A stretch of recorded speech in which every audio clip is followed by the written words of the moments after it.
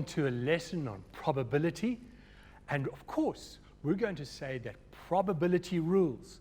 And that's true. You never know what's going to happen, but probability can help you find the answers as long as you remember the rules. So let's make sure we've got all the rules for calculating probability under our hat.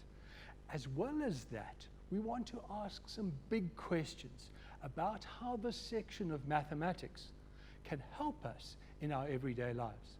So let's go and have a look at some of those questions. The first one is it possible to use maths to predict the future? Is it possible to find the chance of one or even two different events occurring?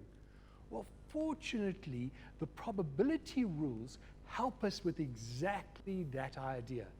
It might not be able to tell us definitely what's going to happen tomorrow, but it will give us an idea of the chance of whether something can happen or won't happen on a particular date. So let's get a big picture idea by going through a concept map of all you need to know about probability. So in our concept map here, we're going to be covering certain things. We're going to be looking at the idea of theoretical probability. We're going to be looking at the idea of what is a sample space and how we can represent that sample space into different events or different sets, which we call Venn diagrams. In terms of the Venn diagram, we also introduce the word complement. We'll discuss a little bit about that. When we're considering two or maybe even more events, we have this terminology of that the events could have an intersection or they could have a union. And then there's this very interesting idea of something being called mutually exclusive. So when we have a look at this big concept map, the big overview, I hope you can see there are different parts. But what's really important is that you get the terminology and you get the ideas that come from really the most simple thing about probability. So let's get started by looking at some of these rules and some of these terms that you're going to need to become very familiar with. So the first thing that we're going to look at is the idea of a sample space. A sample space is a collection of events or outcomes in an experiment. So when we do probability calculations, we usually do experiments. And when we say all of those things, all of those outcomes or events, they're part of the sample space, we write that sample space as S. When we want to know the number of events, then we're going to write it as NS, just like that. So I hope you can see that the sample space covers many possibilities. In fact, it covers all of the things that we're looking at. But how do you think we could represent that graphically? Some people don't like the little numbers and the N brackets S. Is there a way that we can visualize what the sample space looks like? Well, absolutely there is. Let's have a look at it. And here we have, representing the sample space, we've drawn a rectangle, and inside the sample space, there could be a whole number of different events, different things taking place. And that is encompassing the things that we're examining. So within the sample space, we can now put into it things that we would like to happen, that we don't want to happen. And we could represent within the sample space a circle or a Venn diagram. A Venn diagram is represented as a circle, but it really is just a set. It could be a set of numbers, it could be a set of games, it could be a set of sports, but it's a list of things that we would put into a particular grouping. Only remember that it is part of the sample space. And so again, when we look at it, we recognize that it contains certain elements, only some, or events. And we denote it with a letter X or A or B or whatever. If we want to know the number of those events or outcomes in a set, we say it's the number N in brackets X. And to represent it graphically, there we go. We've got this is the set. It's the Venn diagram that we're looking at.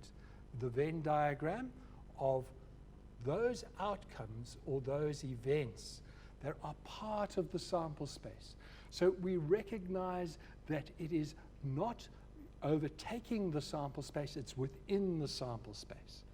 Now, if we go on and we say, so what's this idea of probability? How does the set, this Venn diagram of X events, the ones that we would like to happen, fit into all of the possible events that are represented in the sample space? Well, the theoretical probability is easy to calculate. All we've got to do is we've got to count the number of times a particular outcome or event takes place, and then divide it by the total number of events in the sample space. So we get this idea that the number of favorable events, the ones that we would like to happen or we're interested in happening, is divided by the total number of events. And so the probability of X taking place is simply this fraction. It's the number divided by the total number in the sample space. Just to be aware that this can be represented as a percentage, it can be represented as a fraction, and that could be a common fraction. So it could be something like 1/5, or it could be represented as a decimal fraction, or it could even be represented as a ratio, something like 1:5. All of those are possible representations of probability. And so if we recognize that, there's another key thing that I want you to recognize, and that is, what's the probability of the sample space? Well, it's the number in the sample space divided by the total number in the sample space, and that comes out to 1. Now, guys, that's a very important rule, and it's a very important conclusion that we must remember, that if something is certain, we're going to take something from the sample space and we say, what's the probability of this thing happening? Well, it has to be certain. It has to be certain because it's in the sample space. The total number of things in the sample space divided by the total number of things in the sample space, it's 1. A percentage of 1 is 100. That tells us if the probability of something happening is 100%, we know it's certain.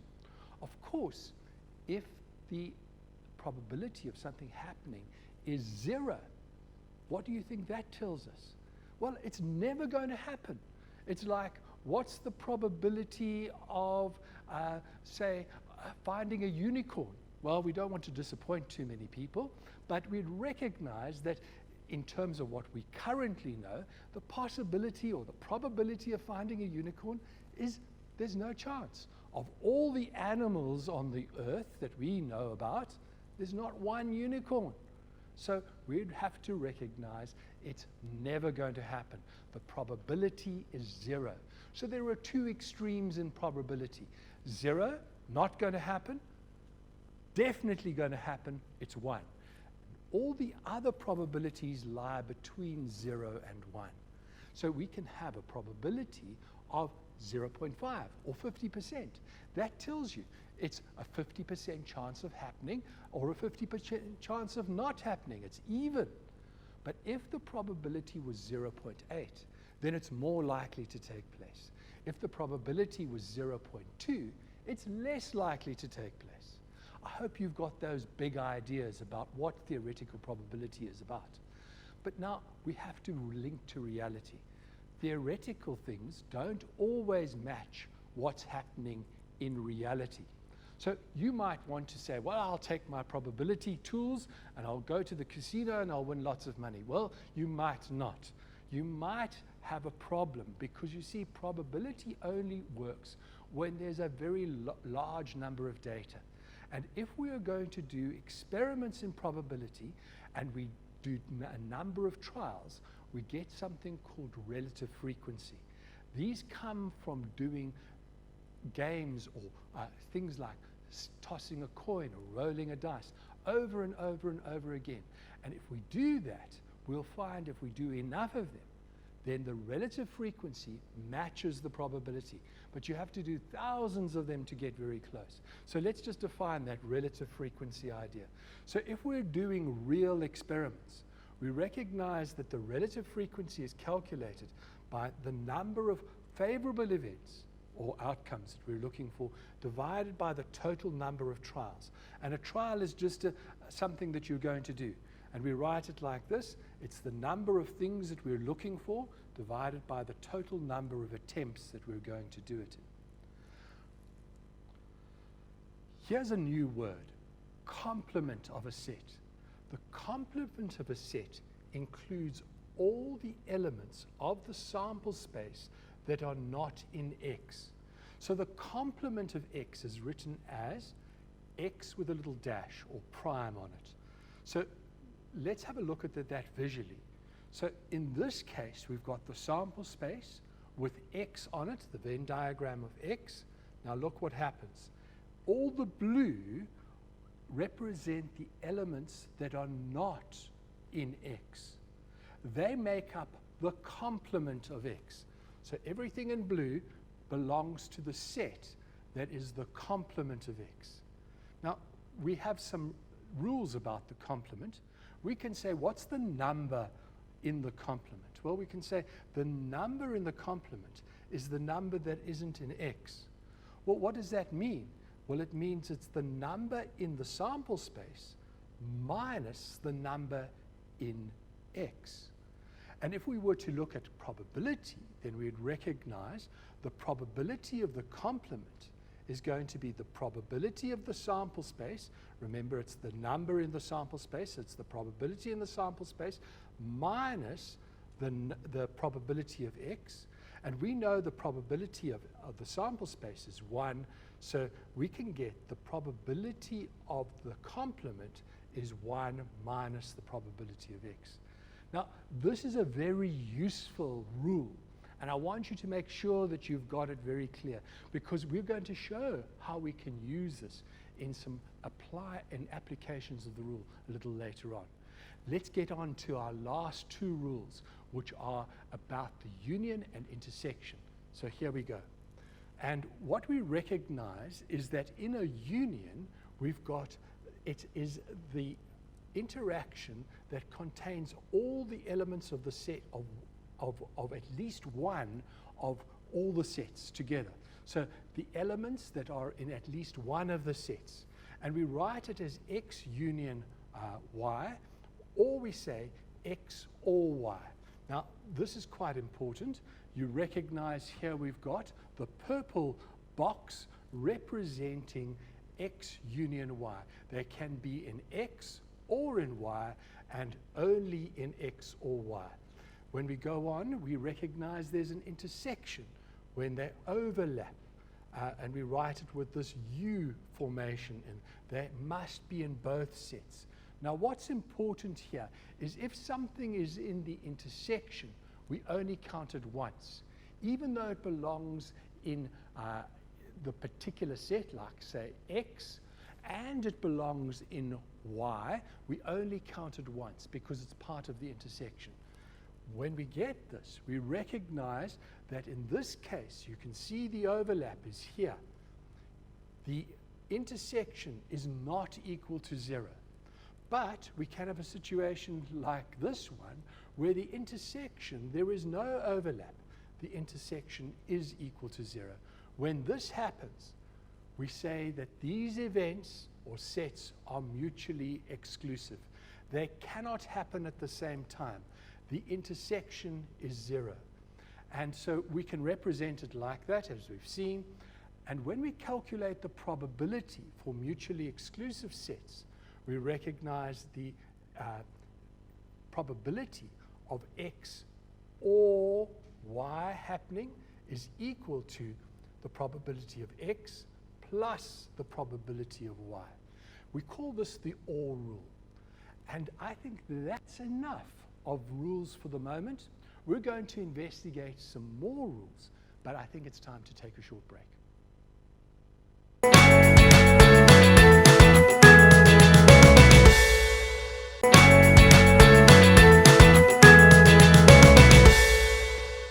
Welcome back. I hope you've managed to recap all of those probability rules and terms that we've gone over. And I hope it's making some sense. I hope you remember some of those from work that you've done possibly in a previous year or in a previous lesson. So make sure that you're very familiar with these particular terms. They are very important. We ended off by talking about mutually exclusive events. We recognize those are events that do not have an intersection. For example, when you spin a coin and you toss a coin, we know that it can either land on a head or a tail. So it can't land between a head or a tail. So the number of times that it lands on heads or the number of times it lands on tails, those are mutually exclusive. It can't land on a head and a tail. There's no intersection. It can't be half of one and half of the other. And so please make sure that you understand that. But there are events that can take place when two things can be in common. So something can belong to two sets or two events that make sense, that overlap. Okay? We're going to look at such an example just now when we have a look at a particular game of rolling a dice. In fact, we're going to roll 2 dice, but let's get into the idea that we're talking about. So for mutually exclusive events, we recognize that the probability of P or Y is equal to the probability of X plus Y. That is for mutually exclusive. What we want to ask the question, does this hold true if the events are not mutually exclusive? We know this is true if they are mutually exclusive. If they are mutually exclusive, there's no intersection, and we recognize that we can take the probability of the individuals and add them together, and we'll get the intersection of the P, X, or Y. Okay? Please remember that when we talk about P of X or Y, we're not talking about a smaller set. We're actually talking about a bigger set. The conditions are less stringent. It isn't just P, but the element can be in P or it can be in Y. So there are more options. You've got to be very clear about this. People often think that or means it's a smaller group. It's not. It's a less of a condition. It can be P of X or in Y. So please make that very clear, particularly when we come to talk about intersection, when we're going to be using the word and. And now you might think it becomes bigger, but actually it becomes smaller. And so that's a little bit of the thing that you're going to have to get your mind around, and we'll mention it again. So does this hold true for mutually exclusive events? Well, let's have a look at our game. So let S be the sample space of numbers on a die, and we've got 2 die because we're going to have a game of rolling 2 die, and a die X will produce blue numbers and die Z will produce red numbers. So let's just think about that for a minute. The red numbers on the red die, there can be 6 of them. That would be in the sample space. And in the blue numbers, there would be 6 of them. So the total number of elements in the sample space is 12.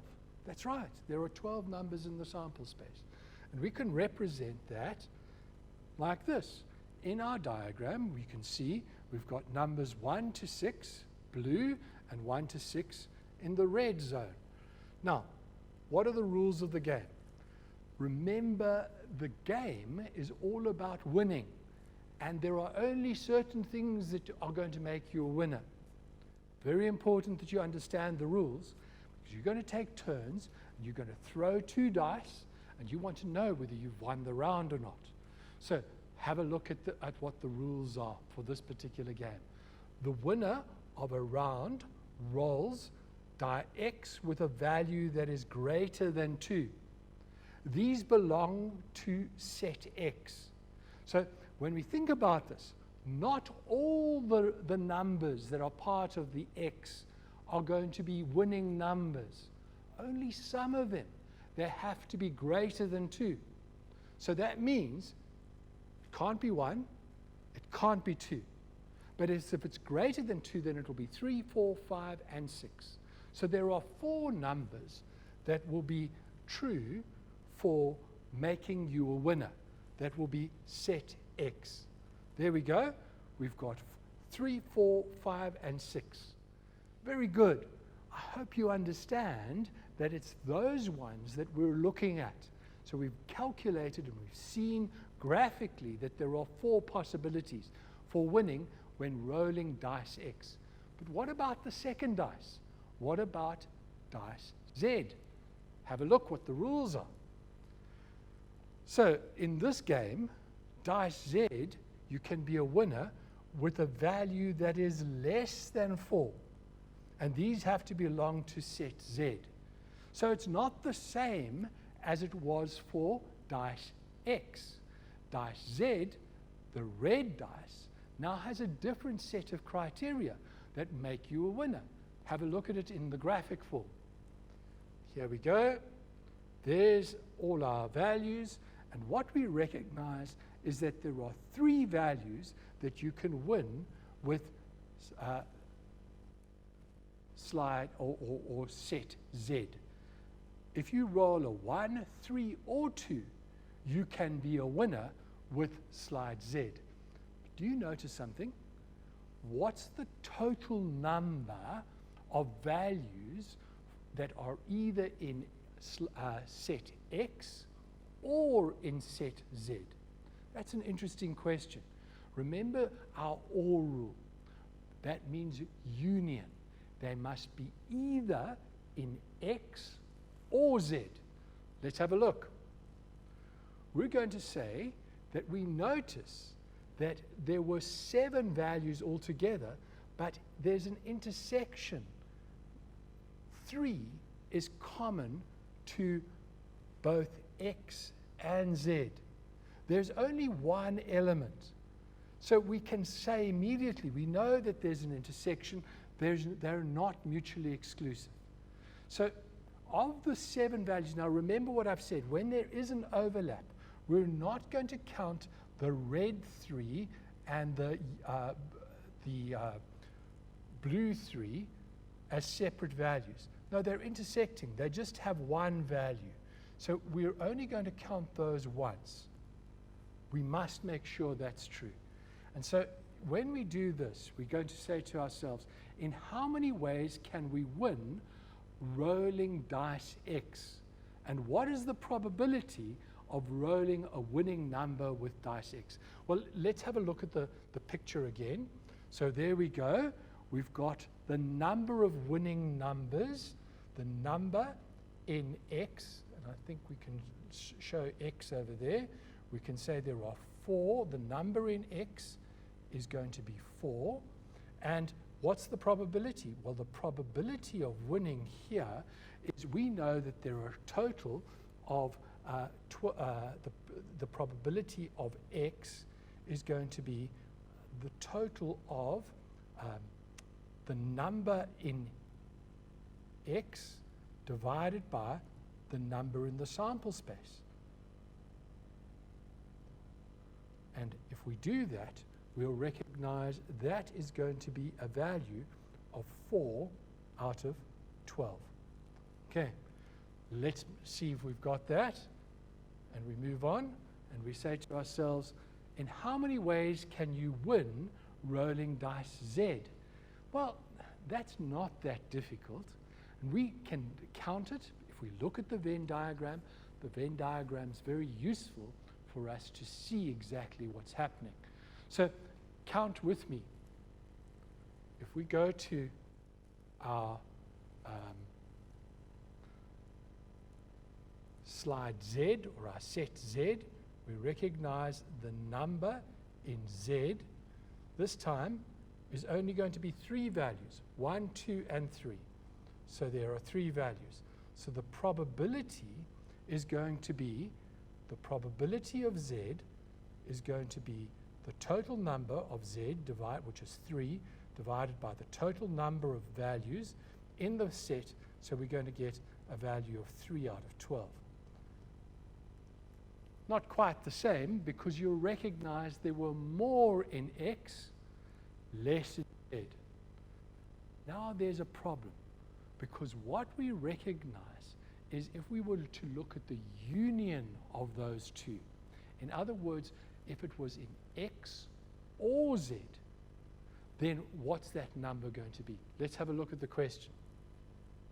What happens if a dice falls on 3? Does it matter which die falls on 3? No, it doesn't matter. We recognize 3 will still be a winning number. So the number of times that we can... So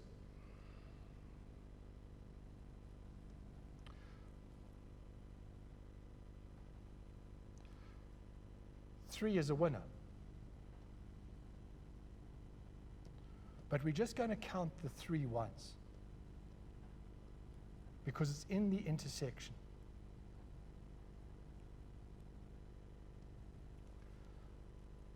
Now, if we look at how many times you can you can win rolling dice X or Z, this is what I wanted to get to. We recognize how many ways you can win in X or Z. So we recognize,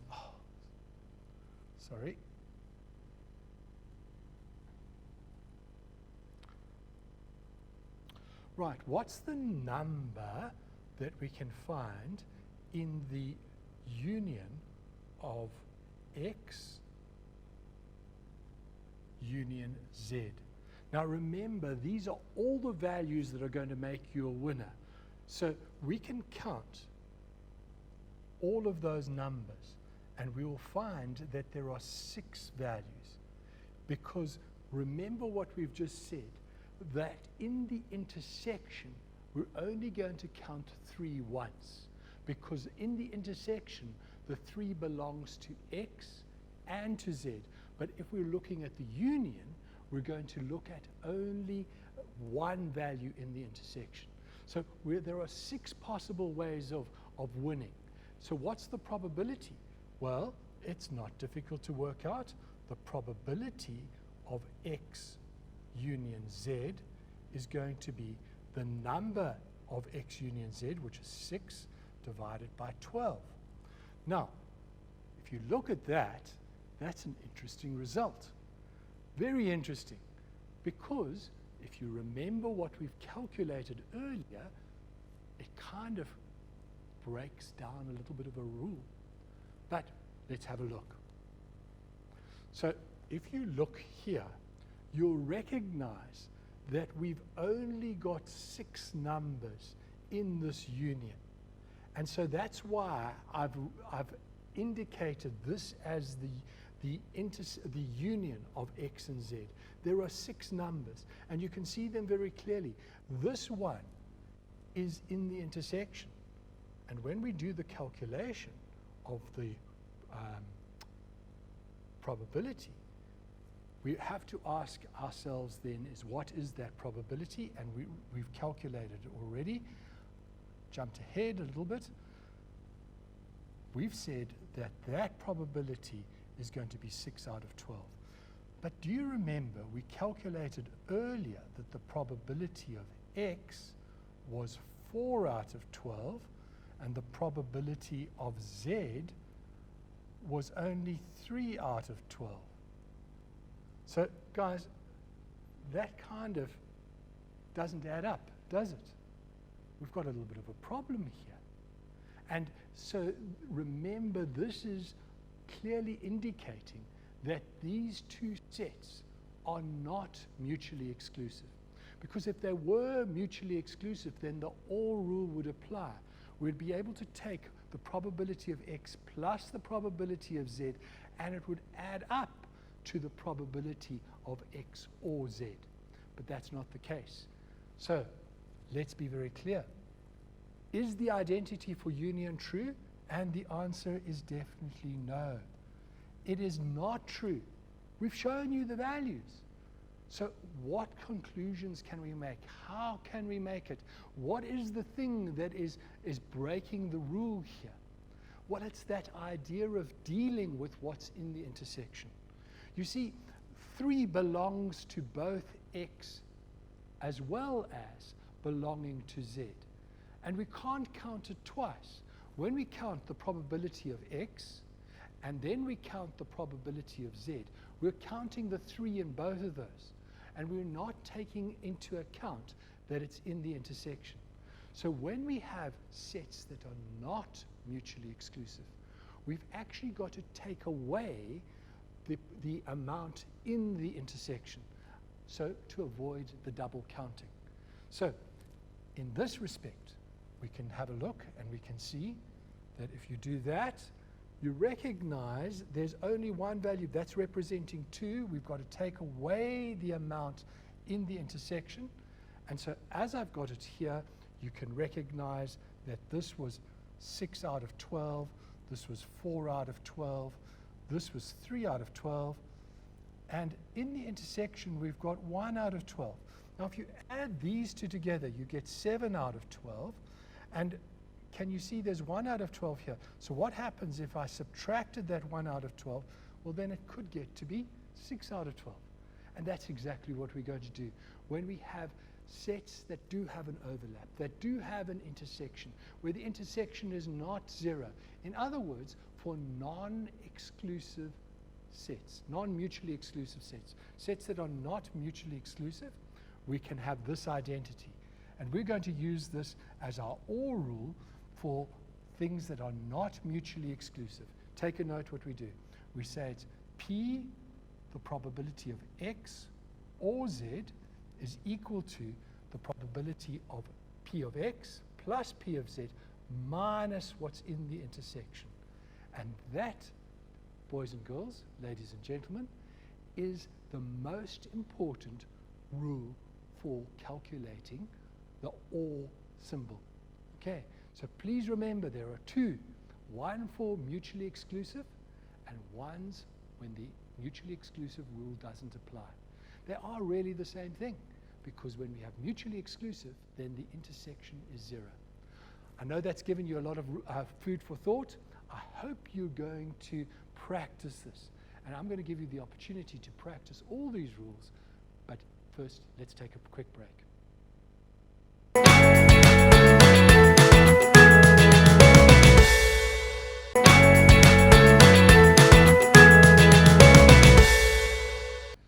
Welcome back, guys.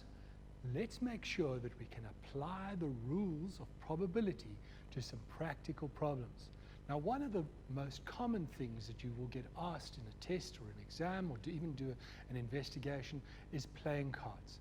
But just make sure you've got all the big details of probability in front of you. So it's very important that you revise often the concept map that we've been dealing with. We're going to try and make sure all of these details are things that we can explore in our little game with the playing cards. So we're definitely going to look at theoretical probability at Venn diagrams, at 2 events, union, intersection, and whether things are mutually exclusive or not, and apply the OR rule. So here's our little situation. We've got a deck of playing cards that contains 52 cards. So there are 52 cards in this deck.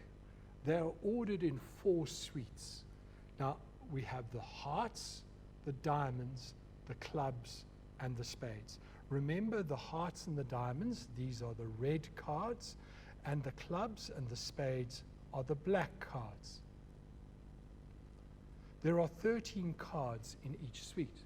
So you've got 13 hearts, 13 diamonds, 13 clubs, and 13 spades. That all adds up to 52. The sample space in this situation is 52 cards. So please remember that. We're going to need it as we go forward to the questions. So we're told this, that one card is selected from a deck. The deck has 52 cards in it. What is the probability of selecting a red card from the deck? Guys, this is so easy. We just have to apply the rule of defining theoretical probability. Do you remember what that is?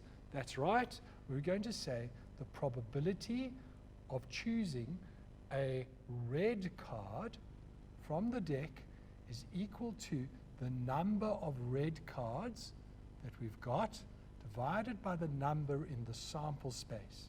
Now, if you remember, I said to you there are 4 suites, and in each suite there are 13 cards. There's a suite of hearts, which are red. There's a suite of diamonds, which are red. So 13 plus 13 tells us that there are a total of 26 red cards. So the number of red cards is 26. And the number of cards in the deck is 52. And so the probability of choosing a red card from a deck is 26 out of 52, which is 50%. It's 1 in 2. You've got a chance of either choosing a red card or a black card. The ratio would be 1 to 2. 50% probability, or we can write it as 1 over 2. That was easy, and I'm sure you've got it. I'm sure you're with it. Let's step it up a level. Let's ask our next question. So we're told that 1 card is selected from the deck. What is the probability the card is a heart or a face card? So what do we mean by face card? Well, a face card is something that is either a jack, a queen, or a king. It's got a face on the card. We can see what it looks like. It's one of those high value cards. So the jack counts for 10, the queen counts for 11, and the king counts for 12. Some people do it in that notation. So what are we asked here? We're asked to look at 2 conditions. We're asked to look at 2 conditions. And the first condition is that the card is a heart. So we want to know what is the number of hearts. And my heart isn't very clear there, but I'm sure that you can recognize that the number of hearts in the deck is going to be 13, because they all belong to the suite of 13. Now, if we ask the next question, what is the number of face cards? Well, that's a little bit more tricky. Remember that there's jack, queen, and king. And we recognize there are face cards for the hearts, for the diamonds, for the spades, and for the clubs. So we recognize that for each of the 3 suites, the face card, there are going to be 3 face cards times 4 suites, and that is going to give us an answer of 12. Now, do you notice something as we've counted those out? Are there elements that are common or not common to both of those 2 groupings? I think you can see, just by doing the counting, that there are 3 cards that are both hearts and face cards. So to make this a little bit clearer, I think it would be useful to draw a Venn diagram, just to illustrate it a little bit better. And I'm going to draw my Venn diagram up here. So in my sample space of 52 cards, I'm going to write the ones that are the hearts over here, the little hearts, and I recognize that there were 13 of those, and I recognize on my face cards, these ones were the face cards, there were 12 of those. 9 of them are individual, 3 of them belong in the intersection, and what do we recognize that we've got over here? There are 10 that are not face cards, that are still hearts. Okay, so we're almost ready to do the calculation. Recognize that this situation is a situation where the 2 sets are not mutually exclusive, because there's an intersection. So what are we going to do? If we are going to calculate the probability, we're going to say the probability of the heart, and I'll just do it as H, union face card is going to be equal to, because it's not mutually exclusive, we recognize it's the probability of the heart plus the probability of the face card minus the probability of the intersection of those two. So it's the intersection of those two. So very quickly, what do we recognize? We know that we had 52 cards in total, so the probability, the number of heart cards is 13 out of 52. We know that the number of face cards was 12 out of 52, and we know that the number in the intersection is going to be 3 out of 52. And when you add all of those up, use a calculator, you will definitely find the correct probability of choosing either a face card or a heart. I hope you can see that we've applied the rules. Very quickly, I want to just summarize and recognize the key points that we've gone through. The sample space, don't forget it. Recognize that the sample space, or the probability of choosing something from the sample space is 1. Recognize what relative frequency is. The complement relationship is important. Union intersection, we've done it. And then the idea of mutually exclusive. And finally, our rules that apply to when things are not mutually exclusive. Guys, I hope you recognize all of these rules. And remember, probability rules for sure.